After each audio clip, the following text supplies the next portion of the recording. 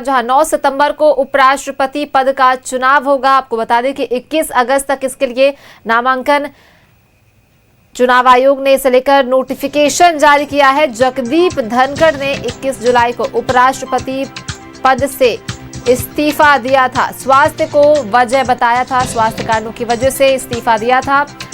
राष्ट्रपति द्रौपदी मुर्मू ने 22 जुलाई को धनखड़ का इस्तीफा मंजूर किया था।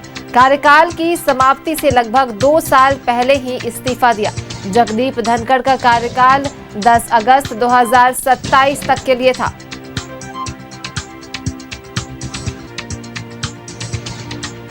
इक्कीस अगस्त तक इसके लिए नामांकन भरे जाएंगे। उपराष्ट्रपति पद के लिए चुनाव आयोग ने इसे लेकर नोटिफिकेशन जारी किया है।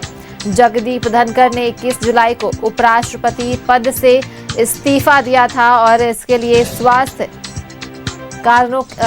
को वजह बताया था, स्वास्थ्य कारणों की वजह से इस्तीफा दिया था।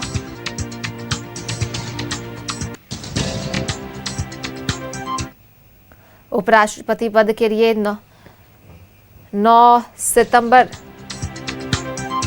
को होगा चुनाव। आपको बता दें कि 21 अगस्त तक नामांकन भरे जा सकते हैं। इसे लेकर चुनाव आयोग ने नोटिफिकेशन भी जारी किया है। जगदीप धनखड़ ने 21 जुलाई को उपराष्ट्रपति पद से इस्तीफा दिया था। स्वास्थ्य कारणों की वजह से जगदीप धनखड़ का कार्यकाल जो है वो 10 अगस्त 2027 तक के लिए था। 2 साल पहले उन्होंने इस्तीफा दे दिया। कार्यकाल की समाप्ति से लगभग 2 साल पहले इस्तीफा दे दिया है।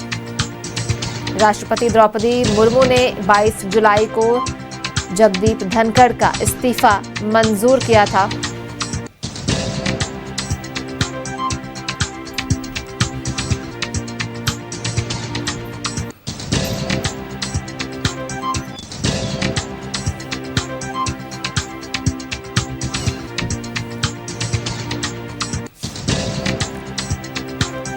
स्वास्थ्य कारणों की वजह से जगदीप धनखड़ ने इस्तीफा दिया था, जिसे राष्ट्रपति द्रौपदी मुर्मू ने 22 जुलाई को मंजूर कर लिया था। 22 जुलाई को उपराष्ट्रपति का इस्तीफा मंजूर कर लिया गया था। जगदीप धनखड़ का कार्यकाल जो है वो 10 अगस्त 2027 तक था। करीब लगभग 2 साल पहले ही उन्होंने अपने पद से इस्तीफा दे दिया। कार्यकाल समाप्ति के 2 साल पहले ही उन्होंने इस्तीफा दे दिया।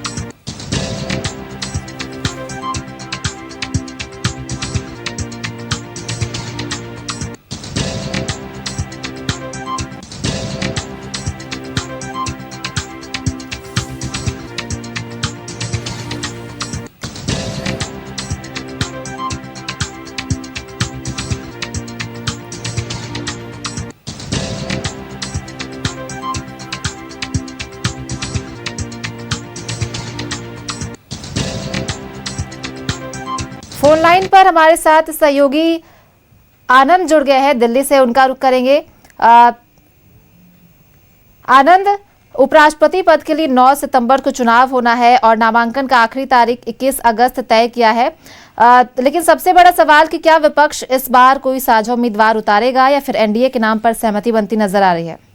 देखिए, अगर बात विपक्ष की जाए तो विपक्ष कहीं ना कहीं हर संभव कोशिश करेगा कि अपना उम्मीदवार उतारा जाए। और जो हमारे सूत्र बता रहे हैं वो भी इस चीज को लेकर प्रमाणित कर रहे हैं कि विपक्ष एक अपना उम्मीदवार उतारेगा, जिसका कारण ये होगा कि विपक्ष कहीं ना कहीं उसमें अपनी एकता दिखाने की कोशिश करेगा। और उसके साथ साथ अगर सत्ता पक्ष की बात की जाए तो सत्ता पक्ष के पास यानी एनडीए के पास बहुमत है, तो एनडीए जो उतारेगा तो माना जा रहा है जिसकी जीत लगभग तय मानी जा रही है। लेकिन विपक्ष की भी कोशिश रहेगी कि अपनी भी शक्तिकरण दिखाया जाए, लोग एक उम्मीदवार उतारा जाए जिससे एकता प्रदर्शित करेगा। उस विपक्ष के साथ सरकार ने भी अपनी रणनीति बनाते हुए अपने भी उम्मीदवारों को लेकर चयन लगातार चल रहा है। और अगर तारीखों की बात की जाए तो आज चुनाव आयोग ने इसको लेकर तारीखें जारी कर दी है, जिसमें उपराष्ट्रपति के लिए 7 तारीख को यानी गुरुवार को नामांकन होगा। और उसके साथ साथ ये चीजें आगे बढ़ते हुए यानी 7 तारीख को अगर नामांकन की बात की तो 21 अगस्त को लास्ट डेट होगा नॉमिनेशन का। नॉमिनेशन के साथ स्क्रूटनी यानी जांच के लिए जो दिन होगा वो 22 अगस्त होगा। और उसके साथ साथ विड्रॉल यानी जो उम्मीदवार अपना नाम वापस लेना चाहे तो उसके लिए जो दिन होगा वो 25 अगस्त होगा।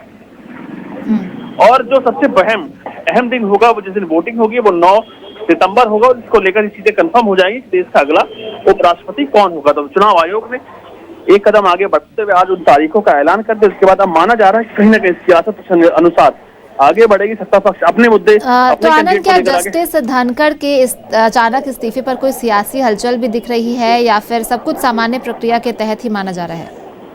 देखिए, राजनीतिक रूप से इसको लेकर लगातार सियासत हो रही है। अगर विपक्ष की बात करें तो विपक्ष कहीं ना कहीं इस्तीफे में एक कारण ढूंढ रहा है और सीधे तौर पर माना जा रहा है कि इसको कहीं ना कहीं एक सियासत से आगे टकराते हुए बात कर रहा है। यानी कि जो धनखड़ थे उन्होंने किस चीज का विरोध किया जिसके बाद उनका इस्तीफा हो गया, लेकिन जो ऑफिशियल तौर पर धनखड़ ने खुद जो कि उपराष्ट्रपति से रिजाइन कर चुके हैं, उन्होंने अपने लेटर में ये चीज साफ तौर पर लिखी थी कि मैं अपने स्वास्थ्य कारणों कारण रिजाइन कर रहा हूँ। लेकिन अगर आप सियासत देखें तो विपक्ष इसको लेकर खूब कर रहा है।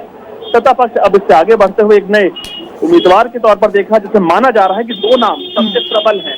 एक आरिफ मोहम्मद खान जो कि बिहार के उप राज्यपाल हैं, उसके साथ साथ दूसरा दिल्ली के उपराज्यपाल लेफ्टिनेंट जनरल हैं वीके सक्सेना। इन दोनों का नाम सबसे प्रमुख तौर पर सामने आ रहा है। जी बिल्कुल आनंद, तो अब देखना होगा कि सत्ता और विपक्ष के बीच इस बार उपराष्ट्रपति पद की जंग कितनी दिलचस्प होती है। बहुत बहुत धन्यवाद आपका हमारे साथ इन तमाम जानकारियों को साझा करने के लिए।